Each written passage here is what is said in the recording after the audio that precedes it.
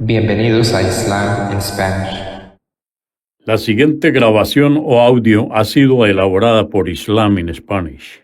Para escuchar otros temas en español sobre el Islam, visítenos en nuestra página www.islaminspanish.org.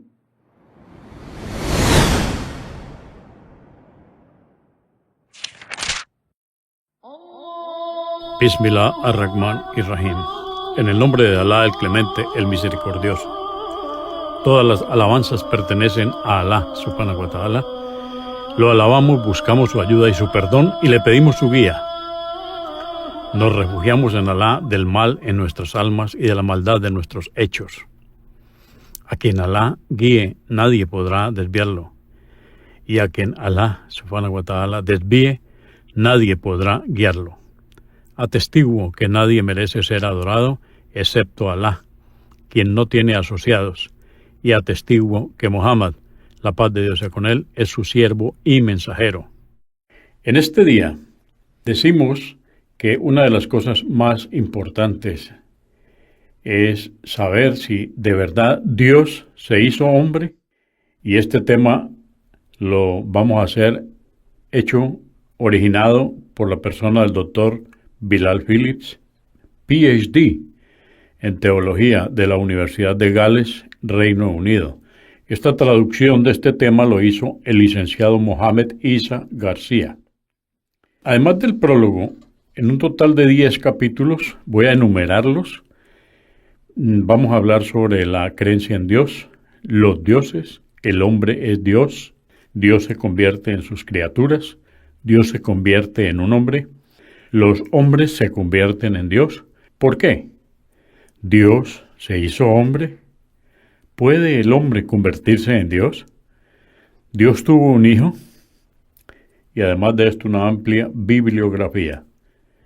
En el prólogo, el doctor Bilal Phillips cita como un principal objetivo de este trabajo llegar a quienes creen en Dios y lograr que reflexionen sobre la naturaleza de sus creencias a la luz de la razón y la revelación.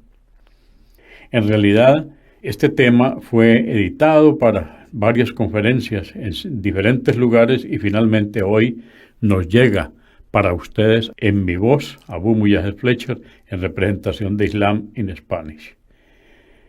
Dice el doctor Bilal Phillips, es mi sincero deseo, mi sincero anhelo que los lectores encuentren de utilidad las ideas y temas tratados en este tema de hoy para enriquecer su búsqueda personal de Dios, porque en última instancia no existe nada más importante en este mundo que encontrar a Dios y vivir según su voluntad.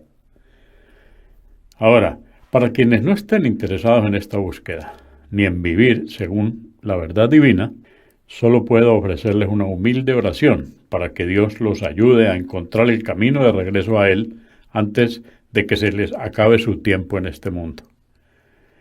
Por último, el doctor Bilal Phillips hace agradecimiento en la preparación y publicación de este tema, principalmente a su esposa Esther y a la señora Dana Bader. La creencia en Dios. La vasta mayoría de los seres humanos siempre ha creído en Dios, desde las civilizaciones más antiguas hasta las sociedades modernas más primitivas. Las religiones centradas en Dios han conformado la base de la cultura humana. De hecho, la negación de la existencia de Dios, entre paréntesis el ateísmo, a lo largo de la historia estuvo limitada a unas cuantas personas hasta el surgimiento del comunismo en el siglo XX. Aún en las sociedades seculares de Occidente, en las que los científicos sociales armados con teorías darwinianas sostienen que Dios no es más que una invención del imaginario colectivo humano, la mayoría de los ciudadanos, legos y científicos incluso, se aferran con fuerza a su creencia en Dios. Por lo tanto, el abrumador acervo arqueológico que apoya la existencia de Dios ha llevado a que algunos antropólogos lleguen a la conclusión de que la creencia en Dios, que es el deísmo, debe ser algo innato y no adquirido. Si bien la gran mayoría de científicos sociales proponen lo contrario, recientes descubrimientos científicos parecen apoyar la opinión minoritaria de que el deísmo es innato. En un artículo titulado en inglés God Spot Found in the Brain, encuentran punto divino en el cerebro, el doctor Vilayanur Ramachandran, de la sede San Diego de la Universidad de California, afirma que el fenómeno de la creencia religiosa en Dios está conectado físicamente en el cerebro. Tenemos aquí el texto completo. Encuentran punto divino en el cerebro por Steve Connor, un corresponsal científico del Sunday Times, el 2 de noviembre del año 97, en su página 19. Voy a enumerar algunos puntos porque vamos a seguir con el tema. De este punto dice, encuentran punto divino en el cerebro. Los científicos parecen haber descubierto un módulo divino en el cerebro, el cual sería responsable del instinto evolutivo del hombre a creer en la religión. Dice, un estudio realizado en pacientes epilépticos, quienes son conocidos por tener profundas experiencias espirituales, ha localizado un circuito nervioso en la parte delantera del cerebro, el cual parece tener actividad eléctrica cuando piensan en Dios. Los científicos también afirman que si bien la investigación y las conclusiones son preliminares, los resultados iniciales sugieren que el fenómeno de la creencia religiosa está integrado al cerebro. Al finalizar esta nota, vamos a tener la expresión de un vocero de Richard Harris, obispo de Oxford. Sostuvo que la existencia o no de un módulo divino es una inquietud para los científicos, no para los teólogos. Y entre comillas dice, no habría de sorprendernos que Dios nos haya creado con una capacidad física para ser creyentes, afirmó. A pesar de la creciente evidencia de que el hombre nace con una capacidad física para ser creyente, el hecho de que el concepto de Dios haya variado enormemente en las sociedades humanas sigue llevando a que muchos pensadores, aun aquellos que creen en Dios, afirmen que las religiones son una creación humana. No obstante, diversas investigaciones exhaustivas revelan un rastro teológico común que une a las distintas religiones. Ese vínculo es la creencia en un ser supremo por encima de otros dioses, una base monoteísta que se encuentra aún en los sistemas religiosos más panteístas. Por ejemplo, el concepto de Dios en el hinduismo existe como un ejemplo entre muchas religiones, el cual sostiene que los seres humanos eran monoteístas originalmente y a través de diversos procesos degenerativos se fueron volviendo politeístas. A pesar de sus muchos dioses e ídolos, el hinduismo tiene un solo dios supremo, Brahman. Tradicionalmente, la mayoría de los antropólogos concluyen que la religión surgió a partir de diversas etapas del politeísmo hacia el monoteísmo, comenzando con la atribución de caracteres divinos a las fuerzas de la naturaleza y luego, eventualmente, pasando a un diteísmo y de allí a consolidar todos los poderes supernaturales en dos dioses principales, un dios del bien y un dios del mal, simplificando por último toda la creencia en un solo Dios, el monoteísmo. Por lo tanto, la religión, según los antropólogos y los científicos sociales, no tiene origen divino. Es simplemente un producto secundario de la evolución de las primeras supersticiones del hombre, basado en su falta de conocimiento científico. De allí que los mismos teóricos crean que la ciencia terminará por desentrañar todos los secretos de la naturaleza, dando como resultado el desuso de la religión para explicar los fenómenos naturales y la consecuente extinción de la religión por completo. Sin embargo, la creencia innata del hombre en un ser supremo parece apoyar la visión opuesta, que propone que el hombre comenzó monoteísta, pero con el paso del tiempo se descarrió en diversas formas de politeísmo. Esta opinión tiene aún más apoyo en el hecho de que todas las llamadas tribus primitivas que fueron, entre comillas, descubiertas, ya creían en un ser supremo. Más allá de la etapa evolutiva en la que haya estado su desarrollo religioso al momento del descubrimiento, entre comillas, la mayoría de ellos creían en un ser supremo por encima de todos los otros dioses y espíritus. Como tal, el concepto de un ser supremo permanece intacto en la mayoría de las religiones, como evidencia de que las masas se alejaron del monoteísmo, otorgándole atributos divinos a otros aspectos de la creación, los cuales pasaron a ser considerados como dioses menores en algunos casos o intercesores en otros.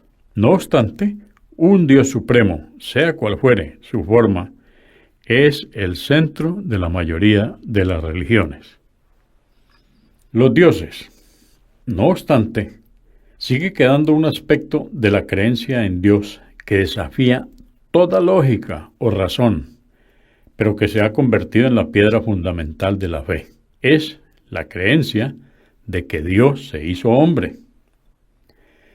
En ese momento en que la creencia monoteísta original en Dios se degeneró y pasó a tener intermediarios entre los seres humanos y el Ser Supremo, ya sea para transmitir conquistas humanas o actuar en nombre de Dios en el mundo, los intermediarios se convirtieron en objetos de adoración. Los intermediarios a menudo fueron concebidos como espíritus, aparecidos en todas las manifestaciones de la naturaleza. En consecuencia, los seres humanos de tiempos primitivos han adorado a espíritus del bosque, a espíritu de los ríos, al espíritu del cielo, de la tierra, etc., hasta el día de hoy. En algunas ocasiones adoraban la naturaleza, en otras adoraban símbolos que representaban la naturaleza. Los sistemas religiosos que evolucionaron de esos tipos de creencias tendían a ser localizados y permanecer esparcidos entre los distintos pueblos de todo el mundo hasta la actualidad. Tales creencias no convergían en un solo sistema de creencias de impacto internacional, al menos en lo que consta en los registros de la historia humana. Por otro lado, en ese punto en el que la creencia monoteísta se degeneró en la personificación del poder de Dios como entes intermediarios separados, registrados por imágenes, los ídolos se convirtieron en un punto focal para adorar a Dios. Los poderes de Dios se convertían en dioses. Tales creencias han culminado en tiempos antiguos y modernos como religiones naturales de impacto internacional. Las antiguas religiones egipcias, griegas y romanas han desaparecido debido a la total sumisión de dichos imperios por parte del cristianismo.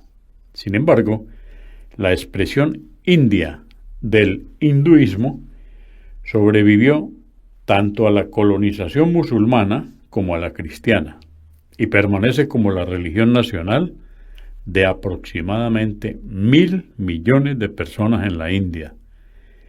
El cristianismo y el islam, con la excepción de Bali e Indonesia, han suplantado su impacto directo internacional en la mayor parte del Lejano Oriente.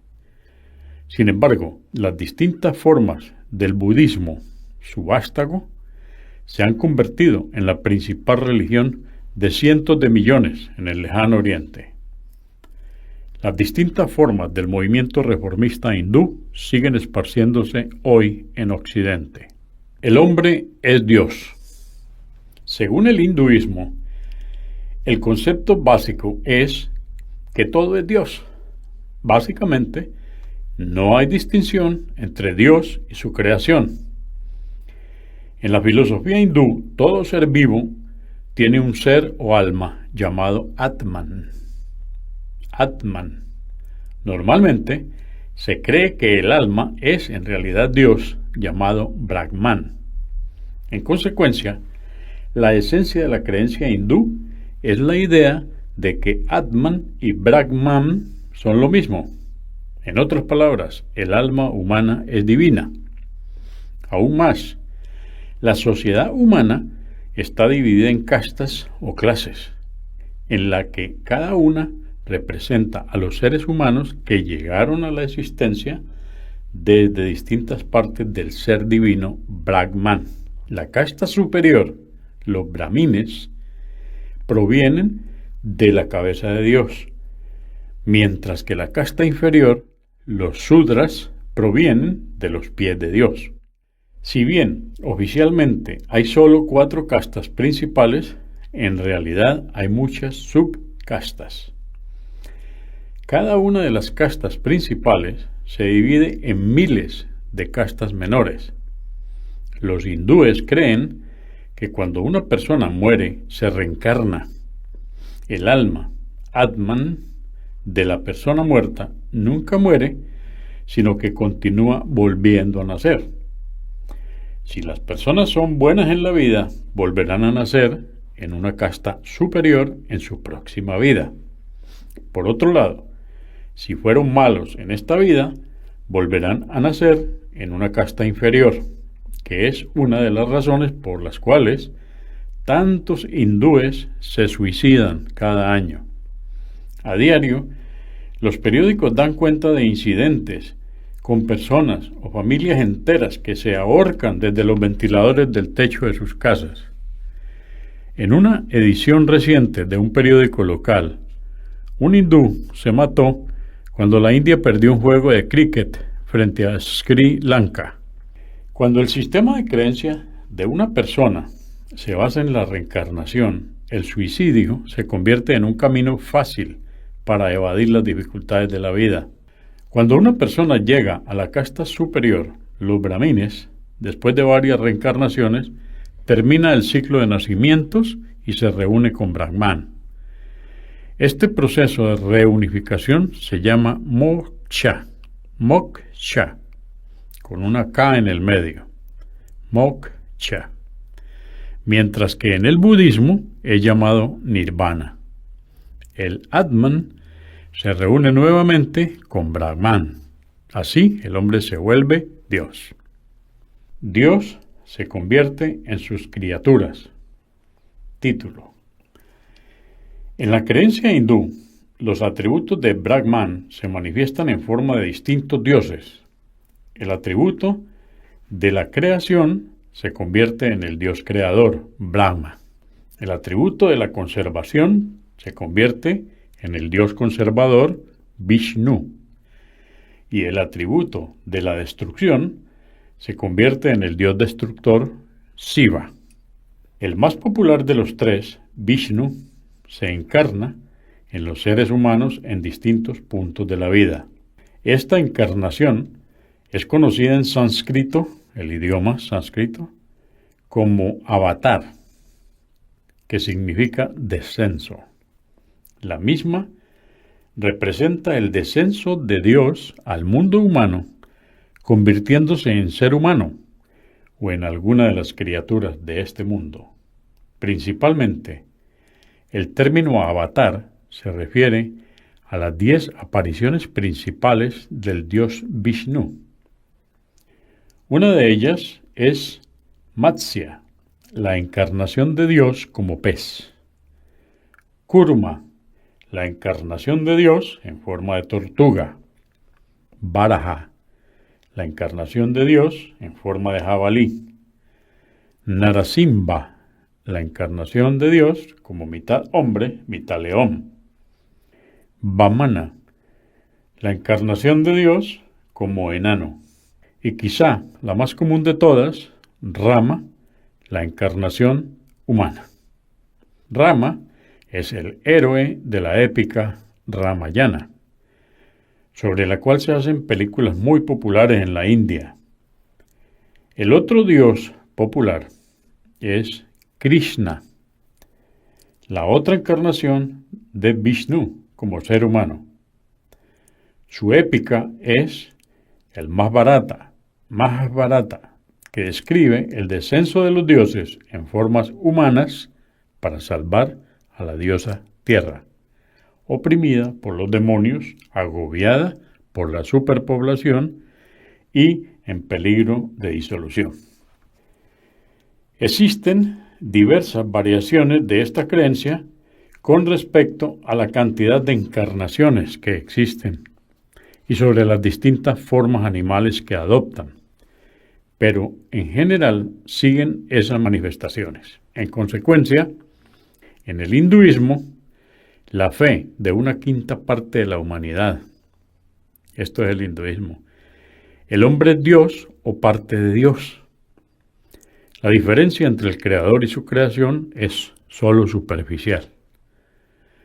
El budismo popular comparte el concepto hindú de la encarnación con sus propias modificaciones. El budismo considera que todo ser consciente posee la naturaleza de Buda, entre comillas, y por lo tanto es capaz de convertirse en Buda. Buda, en las antiguas enseñanzas, era un verdadero maestro humano que vivió y enseñó. Sin embargo, en el budismo mahayana, la idea de Buda, eterno, entre comillas, personificando la verdad absoluta y desarrollada. Y Buda fue elevado al estatus de Dios para revelar su mensaje a la humanidad. Este Buda eterno se manifiesta de tanto en tanto como un Buda terrenal para vivir y trabajar entre los seres humanos. Por lo tanto, Siddhartha Gautama, fundador del budismo, fue solo una de las apariciones terrenales, una aparición fantasmagórica creada por el Buda eterno. El budismo incorporó los elementos del sistema indio de los dioses y el cielo y respondió a la popularidad del hinduismo Bhakti. La devoción personal a las deidades salvadoras.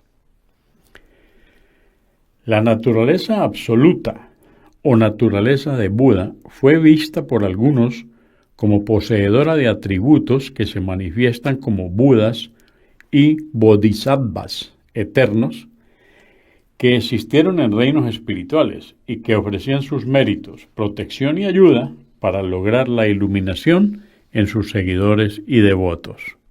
Los principales entre los Bodhisattvas eternos eran Avalokitesvara, personificación de la compasión, y Manjusri, que es la personificación de la sabiduría. Entre los Budas eternos estaban Akshobhya, que es el imperturbable, Amitabha, que es la luz eterna, y Amitayus, que es la vida eterna. Veamos el capítulo Dios, el título mejor, Dios se convierte en un hombre. La creencia cristiana en la encarnación de Dios tiene sus orígenes en las creencias de los antiguos griegos. Los diversos términos utilizados para describir a Dios convertido en hombre se encuentran en el Evangelio de Juan, capítulo 1, verso 1 y capítulo 1, verso 14. Dice así, entre comillas, en el principio era la palabra, Logos, y la palabra estaba ante Dios, y la palabra era Dios. Cierra comillas.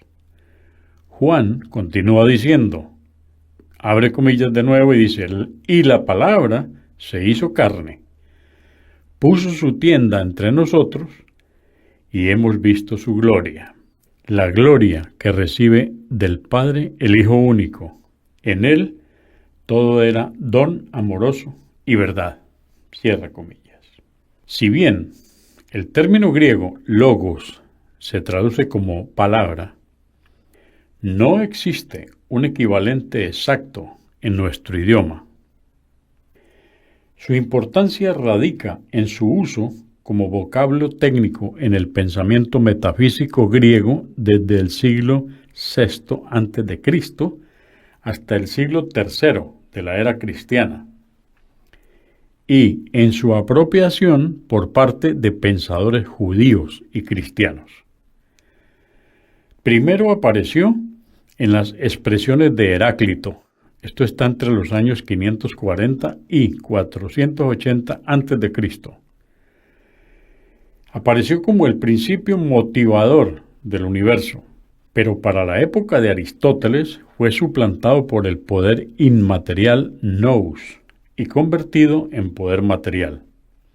Logos reapareció en el sistema de los estoicos, quienes acuñaron su principio de teología, tanto logos como Dios. Filón, fallecido en el año 50 de nuestra era, filósofo judío alejandrino, identificó la palabra creativa del Antiguo Testamento con el logos de los estoicos. El logos pasó a ser un principio trascendente como el medio a través del cual Dios se expresa en el mundo. Pero logos también tenía una función redentora. Era el medio hacia una mayor naturaleza espiritual. En el Evangelio de Juan, los logos eran creativos y redentores. El segundo aspecto recibe un mayor énfasis que el primero. Esta creencia exigía una razón para la cual se inventó el concepto del pecado original y se inventó el concepto del divino sacrificio. Se decía que debido al pecado de Adán, que se acumuló a través de las generaciones hasta que fue tan grande que no habría sacrificio humano que pudiera eliminarlo, era necesario un sacrificio divino. En consecuencia, Dios tuvo un hijo humano que era Dios mismo encarnado. Más tarde, el Hijo de Dios murió en una cruz como sacrificio a Dios para toda la humanidad. El Hijo, que es Dios mismo, resucitó luego y hoy se sienta a la derecha del trono de Dios, esperando para juzgar a la humanidad cuando llegue el fin del mundo. Por eso, para los cristianos, que son una quinta parte de la humanidad, Dios se convirtió en hombre en un solo momento de la historia de este mundo, y creer en su encarnación es esencial para la salvación. Esto es para los cristianos. Veamos ahora este título: Los hombres se convierten en Dios. Desde la perspectiva de la humanidad de Jesús, la creencia cristiana de que Él es Dios puede ser percibida como la simple elevación de un ser humano a un estatus divino. Sin embargo, existe otro conjunto de creencias entre algunos seguidores del Islam que, al igual que el hinduismo y el budismo, ofrecen a los seres humanos la oportunidad de convertirse en Dios. El origen de estas creencias pueden encontrarse en el misticismo, cuyas raíces se hallan en las antiguas religiones místicas griegas. El misticismo se define como una experiencia de unión con Dios y la creencia de que el principal objetivo del hombre en la vida está en buscar esa unión. El filósofo griego Platón propuso este concepto en sus escritos, particularmente en su obra llamada Simposio. En él describe cómo el alma humana puede ascender espiritualmente hasta que finalmente se reúne con Dios. La base de esta creencia es la enseñanza de que los seres humanos son de hecho partes de Dios que han quedado atrapadas en este mundo material. El cuerpo físico que recubre el alma humana, en consecuencia, el alma, en su opinión, es divina. La parte de Dios que está atrapada en este mundo debe liberarse del mundo material y reunirse con Dios. En el pueblo musulmán surgió una secta que promovió la misma idea. Sus seguidores son llamados tradicionalmente sufis. Estos son los sufis. Y su sistema de creencias es llamado sufismo. Este término se traduce habitualmente como misticismo o misticismo islámico. Se basa en el mismo concepto que el de la mística griega, que dice que el alma humana es divina y que la manera en que se reúne con Dios es a través de ciertos ejercicios espirituales. Diversos grupos de sufis evolucionaron hacia cultos llamados tariqats. Los tariqats, entre paréntesis, son caminos. Cada culto recibía el nombre de su fundador real o supuesto, y cada uno tenía sus propios ejercicios espirituales, los cuales sus miembros cumplían a rajatabla. La mayoría enseñaba que después de que los seguidores llevaran a cabo los ejercicios espirituales, emocionales y físicos prescritos, se unificarían con Dios. Esta unión recibió el nombre árabe de Fanaá o Faná, que significa disolución, o Wusul, con doble U, Wusul, que significa llegada. El concepto, entre comillas, de unidad con Dios fue rechazado por los estudiosos musulmanes tradicionales, pero aceptado por algunas masas. En el siglo X, un devoto sufi, Al-Halaaj, entre los años 858 al 922, anunció públicamente que él era Dios y prescribió poemas y un libro llamado Kitab al-Tawassim con ese fin. En él escribió, entre comillas, si no reconoces a Dios, al menos reconoces su señal. Soy la única verdad absoluta, porque a través de la verdad soy la verdad eterna. Mis amigos y maestros son Iblis y el faraón. Iblis fue amenazado con el infierno porque no admitía que hubiera nada entre él y Dios. Y aunque me maten y sacrifiquen y me corten las manos y los pies, no me retractaré. Ibn Arabi, fallecido en 1240, llevó el concepto de unidad con Dios un paso más allá, afirmando que solo existe Dios. En una de sus obras escribió lo siguiente: Gloria a Él, quien hizo aparecer todas las cosas, a la vez que constituye su esencia. Y en otro libro escribió: Él es la esencia de todo lo que aparece, y Él es la esencia de lo que está oculto cuando Él aparece. Quien lo ve es solo Él, y nadie se oculta de Él, porque Él aparece ante Él mismo a la vez que está oculto. Ese concepto es llamado Wahdatul Wujud, o sea, unidad de la existencia, y se hizo muy popular entre los sufis en todo el mundo musulmán. ¿Por qué? Es un título. ¿Por qué? ¿Qué fue lo que llevó a la gente a creer que Dios se hizo hombre? ¿O que Dios y el hombre eran uno solo? La razón fundamental era la incapacidad que esta gente tenía para entender o aceptar el concepto de que Dios creó este mundo a partir de la nada. Ellos percibían a Dios como a ellos mismos, creando cosas a partir de lo que ya existe. Los humanos crean cosas manipulando lo que ya existe y modificando su estado, su forma y su apariencia para darles distintas funciones. Por ejemplo, Una mesa de madera fue alguna vez un árbol en el bosque, y sus clavos y tornillos alguna vez fueron vetas de hierro en las rocas subterráneas.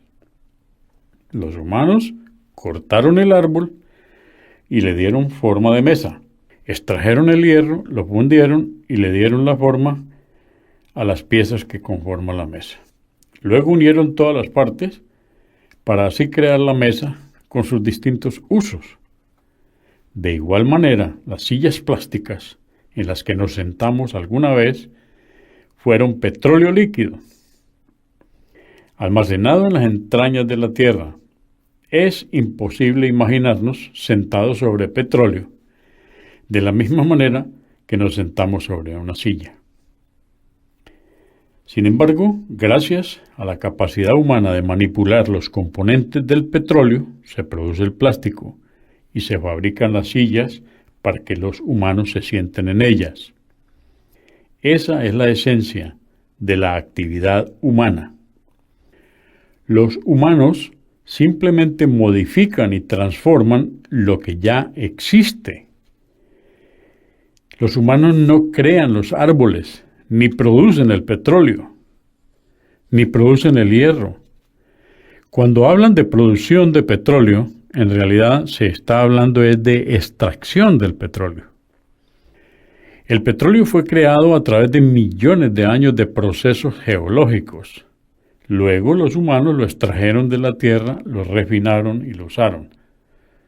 Tampoco crearon los árboles, aun si los hubieran plantado, no crearon las semillas originales.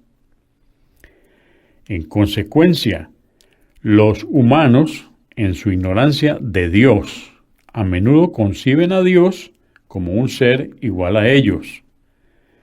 Por ejemplo, en el Antiguo Testamento dice lo siguiente, entre comillas, Dios creó al hombre a su imagen. A imagen de Dios lo creó. Para los hindúes, Purusa es el Dios creador, Brahma, en su forma humana, tal y como los humanos crean, manipulando el mundo existente que los rodea. El Dios creador debe hacer lo mismo. Según la filosofía hindú, Purusa es un retoño gigante de Brahma, con 1000 cabezas y 1000 ojos. De él surgió Virahay, su contraparte femenina y compañera en el proceso de creación. Purusa es también la ofrenda de sacrificio, y de su cuerpo desmembrado surgieron las 4 castas sociales tradicionales, llamadas varnas. Perusa Him, este es un autor, sostiene que los brahmanes eran la boca de Purusa, los satriyas eran nobles, sus brazos, los vaishyas sus muslos y los sudras sus pies. La incapacidad de los hindúes de concebir a Dios como creador de este mundo a partir de la nada los llevó al concepto de que Dios creó al mundo a partir de sí mismo y a su pueblo a partir de las distintas partes de su cuerpo. La capacidad humana de entender las ideas y conceptos es limitada. Los seres humanos no pueden captar ni entender lo que es infinito. La creencia que Dios le enseñó a Adán era que Dios creó este mundo a partir de la nada. Cuando él quería que algo existiese, simplemente lo decía y su orden hacía que existieran aquellas cosas que antes no existían. Este mundo y su contenido no fueron creados a partir de Dios mismo. De hecho, el concepto de Dios como creador del mundo a partir de sí mismo reduce a Dios al nivel de sus criaturas, quienes simplemente crean algo a partir de otra cosa, pero ya existente. Aquellos que sostenían y siguen sosteniendo esa creencia son incapaces de captar el carácter único de Dios. Dios es único y no existe nada como Él. Si Él hubiera creado el mundo a partir de sí mismo, sería Él como sus criaturas. Ahora viene la pregunta, ¿Dios se hizo hombre? La pregunta que falta es si Dios se hizo hombre. Hablando lógicamente, la respuesta es no. No, porque el concepto de Dios hecho hombre contradice el significado básico de la palabra Dios. La gente comúnmente dice que Dios puede hacer todo. Cualquier cosa que Él desee, puede hacerlo. La Biblia de los cristianos dice lo siguiente: para Dios todo es posible. Y esto lo dice en Mateo, capítulo 19, verso 26. Y Marcos, capítulo 10, versos 27 y capítulo 14, verso 36. El Corán, libro sagrado para los musulmanes, dice: Alá, Dios, es sobre toda cosa poderoso. Y esto nos lo dice el Corán en el capítulo 2, verso 20, en la sura Báqara. Las escrituras hindúes también tienen textos con significados similares. Todos los principales textos religiosos contienen expresiones generales relacionadas con el concepto básico de la omnipotencia divina. Dios es más poderoso que todo lo que existe, y a través de Él todo es posible. Si se traduce este concepto general a términos prácticos, uno debe primero identificar y entender los atributos básicos de Dios. La mayoría de las sociedades perciben a Dios como un ser eterno, sin comienzo ni fin. Sobre la base de que Dios puede hacerlo todo, ¿cuál sería la respuesta a la pregunta si Dios podría morir? Dado que morir es parte de ese todo, podría decirse si así lo deseara. Por supuesto que no. Entonces, estamos frente a un problema. Dios se define como un ser eterno sin fin, y morir significa llegar a un fin. Por lo tanto, preguntar si Dios puede morir es en realidad una pregunta sin sentido. Se contradice a sí misma. De igual manera, preguntar si Dios puede nacer también es absurdo, porque Dios ya fue definido como eterno, sin un comienzo. Nacer significa tener un comienzo, pasar de no existir a existir.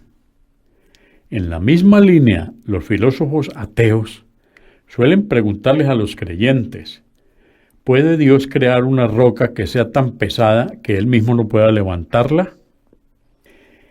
Si el creyente responde que sí, significa que Dios puede crear algo más grande que Él y sobre lo que no tiene control. Y si la respuesta es no, significa que Dios no tiene poder suficiente para crear cualquier cosa. Por lo tanto, la palabra todo, entre comillas, en la frase para Dios todo es posible, excluye los absurdos. No puede incluir aquellas cosas que contradigan sus divinos atributos, cosas que lo harían menos que Dios, cosas como olvidar, dormir, arrepentirse, crecer, comer, etc. Por el contrario, incluye solo, todo, entre comillas, aquello que sea consciente con su carácter divino. Ese es el significado de la frase para Dios todo es posible. No debe entenderse en sentido absoluto, debe ser algo específico. La afirmación de que Dios se hizo hombre también es un absurdo. No es propio de Dios adoptar características humanas, porque significa que el Creador se ha convertido en su creación. Por el contrario, la creación es un producto del acto creativo del Creador. Si el Creador se convirtió en su creación, significaría que el Creador se creó a sí mismo, lo cual es obviamente un absurdo. Para ser creado, primero tendría que haber sido inexistente. Y si no existía, ¿cómo pudo entonces crear? Aún más, si fuera creado, significaría que tuvo un comienzo, lo cual también contradice su carácter eterno. Por definición, la creación necesita un creador. Para que los seres creados existan, debe haber un creador que los haga existir. Dios no puede necesitar un creador porque Dios es el creador. Por lo tanto, existe una contradicción obvia en dichas afirmaciones. La noción de que Dios se convirtió en su creación implica que necesitaría un creador, lo cual es un concepto lúdico que goza la ridiculez. Contradice el concepto fundamental de que Dios no fue creado y que no necesita un creador, ya que Él mismo es el creador. La pregunta: ¿puede el hombre convertirse en Dios? El hombre es un ser limitado, es decir, el hombre es creado. El hombre nace, se reproduce, luego muere. Esas son características que no se le pueden atribuir a Dios, porque lo igualan con su creación. Por lo tanto, Dios no se hizo, ni se hará hombre nunca. Por otro lado, el hombre tampoco puede alcanzar la divinidad. Lo creado no puede volverse su propio creador. Lo que fue creado alguna vez no existía antes. Pasó a existir por el acto creativo de un creador que siempre existió. Lo no existente no puede hacerse existir a sí mismo. En cuanto al concepto paralelo de que el alma o el espíritu humano es divino, es una manera de decir que el hombre puede hacerse Dios. Esta filosofía forma la base del misticismo griego, cristiano y musulmán, de los sufis, como explicamos, que son una secta, como también de la teología hindú, y extiende la divinidad a todos los humanos y posiblemente a todas las criaturas vivas. Comienza con la premisa de que en algún momento de la historia del universo, pequeñas partes de Dios comenzaron a ser rodeadas por cuerpos materiales y fueron confinadas en la tierra. En otras palabras, lo infinito pasó a estar contenido en lo finito. Esta creencia le atribuye el mal a Dios y elimina el significado del bien y el mal. Cuando el alma humana pretende hacer el mal y lo hace con el permiso de Dios, tal acto es puramente malo y digno de castigo. De allí que se inventó el concepto de karma. Todo lo que va, vuelve. El karma explica el inexplicable sufrimiento, afirmando que es la consecuencia del mal en una vida anterior. Dios castiga todo el mal provocado por sus partes dentro del hombre. No obstante, si las almas humanas tienen una voluntad distinta a la de Dios, no pueden ser Dios al mismo tiempo. Por lo tanto, cada ser humano se convierte en un Dios. La pregunta: ¿Dios tuvo un hijo? Si Dios no se hizo hombre, ¿tuvo Dios un hijo? Puesto que Dios puede hacerlo todo, ¿debería poder tener un hijo? Sin embargo, esa afirmación reduce a Dios al estatus de su creación. Las criaturas procrean engendrando versiones más pequeñas de sí mismas, que luego crecen y reproducen copias de sí mismas, y así sucesivamente. Los perros tienen cachorros, las vacas tienen terneros, y los hombres tienen bebés con las mujeres. Por lo tanto, ¿qué tiene Dios? ¿Un Dios bebé? Los dioses deben engendrar dioses. Pero para que Dios tenga un hijo, debe existir otro Dios aparte de él. Dios no puede tener un hijo, pues eso lo igualaría con su creación. Todo lo que no es Dios pasa a existir por mandamiento de Dios. No es que Dios se convierta en su creación, o que una parte de Dios se convierta en su creación. Dios no se convierte en su creación ni tampoco engendra creación. Dios es Dios, el creador, y el hombre y el contenido del universo son su creación. Si bien los humanos no pueden captar el concepto de crear algo a partir de la nada, eso es exactamente lo que Dios hizo y hace. Solo Él crea a partir de la nada, lo cual es uno de sus atributos que lo hacen único y distinto de su creación. Su acto de creación es totalmente distinto al de los seres humanos. Esa fue la esencia del mensaje de todos los verdaderos mensajeros y profetas de Dios enviados a la humanidad, como Abraham, Moisés, Jesús y el profeta Mohammed, la paz de Dios sea con ellos, como también de aquellos enviados por el mundo y cuyos nombres son desconocidos para la humanidad. Que la paz y las bendiciones de Dios desciendan sobre ellos. Consúltenos en la página www.islaminspanish.org. Comprendemos la bondad de poseer el idioma español y poder usarlo para explicar con claridad la verdad del Islam a la población hispana por medios audiovisuales. Assalamu alaikum. Que la paz de Dios sea con ustedes.